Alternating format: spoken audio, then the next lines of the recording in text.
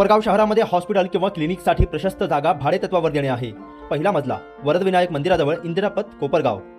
2000 square foot जागेत उपलब्ध सुविधा, डॉक्टरांसाठी स्वतंत्र सुसज्ज कॅबिन, 4 प्रशस्त आयपीडी रूम्स आणि कॉटेज, प्रत्येक रूम मध्ये स्वतंत्र टॉयलेट बाथरूम अटॅच, रुग्णांसाठी हवेशीर वेटिंग हॉल आणि गॅलरी, 24 तास पाणी आणि वीज पुरवठा, रुग्ण आणि डॉक्टरांच्या वाहनांसाठी स्वतंत्र प्रशस्त पार्किंग। अधिक माहितीसाठी आजच संपर्क साधा। संपर्क क्रमांक 96 65 83 65 81 आणि 98 50 68 31 25।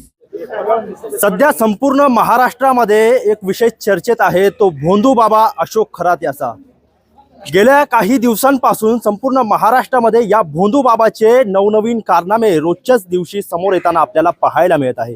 सध्या आज आपण नाशिक जिल्ह्यातील सिन्नर तालुक्यातील पाडळी या गावामध्ये आहे आणि सदर अशोक खरात जे भोंदू बाबा म्हणून आता चर्चेत आलेला आहे, त्याचा हा सासूरवाडीचा हे गाव आहे। आणि या ठिकाणी आपण जर बघितलं तर एक जवळपास 1000-1500 लोकसंख्येचा हा गाव आहे आणि एक छोट्याशा गावामध्ये त्याची सासूरवाडी आहे। आणि कधी कधी म्हणजे तो नेहमी येत नव्हता अशोक खरात या ठिकाणी, परंतु कधी कार्यक्रमाच्या निमित्ताने किंवा एखाद्या दुःखद प्रसंगीच तो या गावामध्ये येत होता, असं या ठिकाणचे जे ग्रामस्थ आहे त्यांनी माहिती दिलेली आहे। आणि अगदी सकाळच्या वेळेस आपण या ठिकाणी मारुती मंदिराच्या परिसरामध्ये पोहोचलेलो आहोत आणि अनेक ग्रामस्थ या ठिकाणी बसलेले आहे। आपण त्या ग्रामस्थांशी चर्चा करणार आहोत।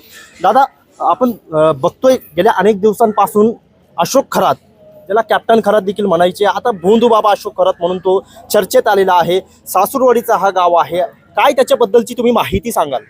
सुरुवातीला त्यांचं 92-93 दरम्यान इथं आमच्या गावात संबंध झाला शिंदे कुटुंबाशी। तर त्या टायमाला तो कॅप्टन खरात या नावाने किंवा हाँगकाँग रिटर्न या नावाने प्रसिद्ध होता। तर त्या टायमाला काही कुणाला काही कल्पना नव्हती। एक झाला संबंध झाला, त्या मुलीचं त्याचं लग्न जमलं, 4 नातेवाईकांनी तिकडचे इकडचे तो संबंध केला, ते लग्न व्यवस्थित तिथं पार पडलं।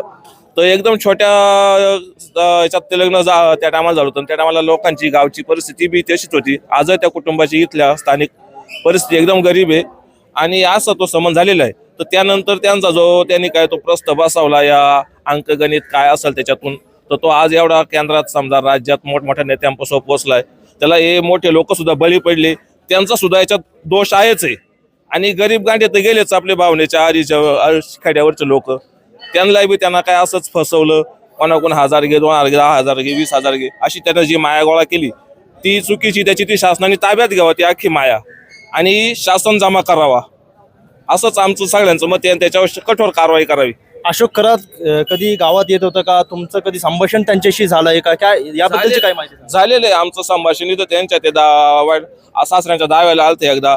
त्या टायमाला आम्ही आमच्या मंदिरातच बराच टाइम बसलो होतो, 2 तास बसलो होतो। दाव्याचा कार्यक्रम चालू होता आणि त्याविधी आटपून आलो, म्हणजे दाव्याचा कार्यक्रम पिंड पाडून आलो, इथंच बसलो होतो। जेवण होतं इथं, ते जेवले, आम्ही त्यांना स्वतः जेवण वाढलं। पण मग आमचा त्याचा समजा त्या टायमाचा पाहतो दृष्टिकोन वेगळा, तेवढं आम्हाला काय बाकीचं एवढं माहित नव्हतं। आणि आले पाहुणे आपले आले जात होतो, आमच्या गावातले बी काही लोक त्याच्या काही असं बाहेरचं बघायला जाऊन आलेले, पण ते काही किरकोळ कारणासाठी, एवढे काही मोठाले कारण नाही, त्यांची काही फसवणूक झालेली नाही। आमच्या गावातल्या किरकोळ 500, 1000-500 वारी त्यांनी ते आमचे दवा पाणी केलेलं आहे त्यांनी आमच्या लोकांवरती। बाबा, काही संपर्क आला कधी? हा, माझा संपर्क म्हणजे 3 वेळेस आला होता। मी त्यांच्या ऑफिसला जाऊन येईल। अच्छा, माझं थोडं जमिनीचं काम होतं। माझी गोंद्याला महामंडळीचे वडिलांची इस्टेट होती, त्या इस्टेटीसाठी मला ती जे इस्टेट मिळावं म्हणून मला एकाने सांगितलं, बा खरात बाबा असे ते करून जातात, म्हणून मी आणि निवृत्ती गणपत डोली आम्ही 3 वेळेस गरके घातले। त्यांनी आमच्या जमिनीचा माझा व्यवहार पण केला होता। तो म्हणे 4 लाख रुपये तुला देतो आणि तू सही करून मोकळा होय।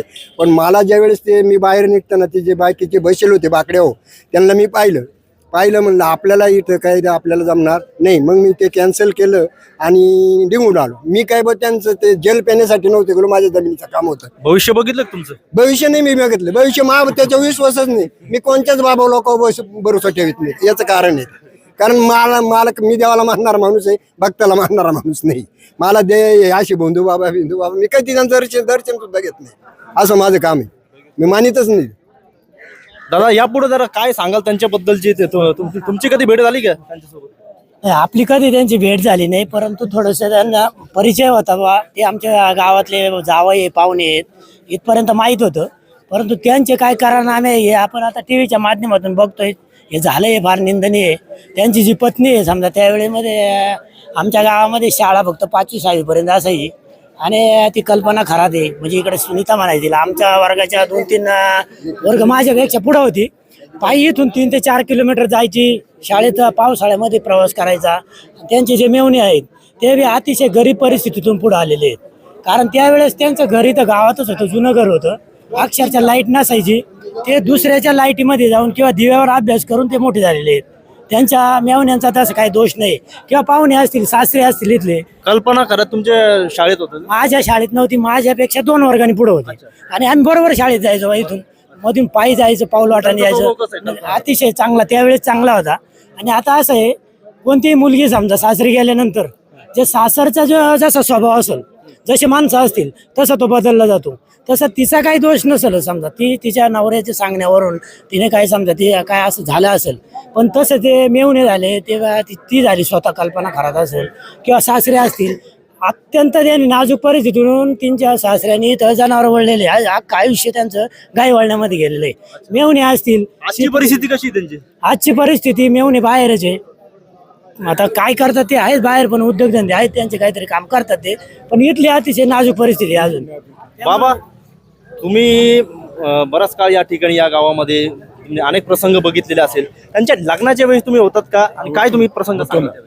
लग्नाच्या प्रसंगी ना आम्ही इथं होतो. आंघोळच्या हळदीच्या टायमाला तो कपडे काढीत नव्हता, का म्हणून काढून बळजबरीने कपडे काढले बनेल, त्याच्यावर वार होते. वाट म्हणलं हा गुंड प्रवृत्तीचा माणूस आहे. हा मागून त्याचा लग्न झालं त्यांचं. मग इकडं 10व्याला त्याच्या सासऱ्याच्या आला तर आमची मंडळी काय म्हणली का बाबा आहे ना याला सगळं समजतंय, हा याला आपल्या पोरा या दारू पितं याला समजते, हा सगळं बंद करील, पण हा पैसे घेतोय. मग त्याला घरी सुद्धा नेलं नाही, हा इथपर्यंत मान्य. मग तिकडून पुढं घरीच नेलं नाही. मी कधी कधी संपर्क आला तुमचा त्यांच्याशी? संपर्क नाही, तेवढा त्याला आला, तेवढा 10व्यापर्यंत. तुम्ही काय बोलले की नाही त्यांच्याशी कधी? मी एवढंच बोललो फक्त. तो म्हणा आपण जाऊ, घरी जाऊ, प्रयत्न करू, येते करू, पण मी घरी सुद्धा नेलं नाही. घरी सुद्धा नाही. मला आहे ना बुद्धी नकाळायला हा माणूस दड नाही. तेव्हाच मी लग्नाच्या टायमात वळाक त्याच्यावर वार होते, हा गुंड प्रवृत्तीचा माणूस आहे. आता ह्या सगळ्या गोष्टी समोर आल्यानंतर तुम्हाला काय वाटतंय? गावकरी म्हणून इथं सासरवाडीचं त्यांचं गाव आहे, सासूरवाडी ना त्याच्यात ना इकडं एक यांची हालेकीची परिस्थिती, तिकडं बाहेर आहे, त्यांचं नाही सांगता येत मला.